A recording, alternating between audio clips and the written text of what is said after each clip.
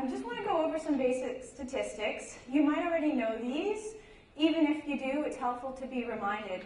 I like to do this because it puts us all on the same page. It helps us to understand what an epidemic we're dealing with, and my intention also is that if you do struggle with these issues yourself, you're going to start to appreciate that you are far from alone, and start to understand more about why it's such an issue. So just some basic statistics to start. 80% of 10-year-old girls have tried dieting at least once. That's an old stat. I think it's higher now. I love this one. Think about this one. On any given day in North America, 25% of women are just starting a diet, 25% are on one, and 25% are just coming off. 75% on any given day are somewhere in the dieting cycle. As we move on in our talk later today, you're going to understand why that's so devastating. But 75% of women seem to feel like there's something that they need to change about their body or their relationship with food, and they're trying to do that through dieting. 1 in 3 women have been on more than 10 diets in their lives. Now, if this was something else, let's say, I don't know, what could we say as an analogy? Let's say, I don't know, Volvos. I happen to drive a Volvo, I like Volvos. But let's say Volvos. So somebody really thinks Volvos are the way to go and the car to have, and we get one and it's not quite right, and so we try a different model. 10 models down the road, if we're not liking it, you'd think we'd realize Volvos aren't for us. But we don't do that with dieting for some reason, because for some reason, well, we'll find out, we've been trained to believe that diets really are the answer to our problems. And yet, the average woman can only stick to a diet, sorry guys, these stats are more geared towards women, that's just the way of things these days, 2 weeks.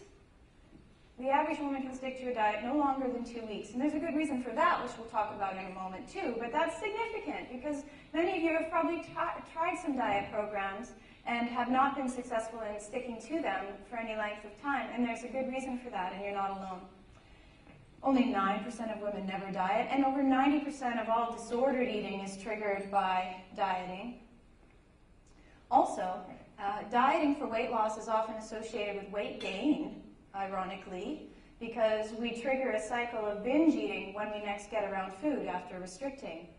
Another statistic, adolescent girls who diet are 324% greater risk for obesity, which is because of what we were saying earlier about the increased incidence of binge eating. And then we also get tuned out to the natural rhythms of hunger and fullness in our body, and it's hard to feel, it's hard to get back into the rhythm of eating when you're hungry and stopping when you're full after dieting.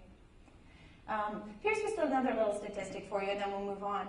A review of 10 of the nation's most popular weight loss programs, and now nation, I believe this is Canadian, a Canadian reference, showed that none of them actually had any proof that they worked in any lasting way, except for Weight Watchers. And what Weight Watchers has to show is one study conducted in 2004 that showed that participants lost about 10 pounds and kept off half of that, so 5 pounds, for up to 2 years. Not significant, not huge, when you think about the billions of dollars that are spent in this particular approach. So hopefully you're with me that maybe there's something else going on or something else that we need to be looking at.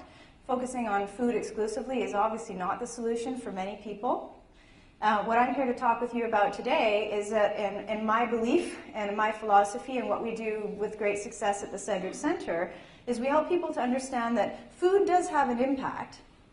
The kinds of food you eat, of course, will either be more or less life-enhancing for you, but there's also a very important factor, which is why you're choosing the foods that you're choosing, both from a physical perspective and a psychological perspective.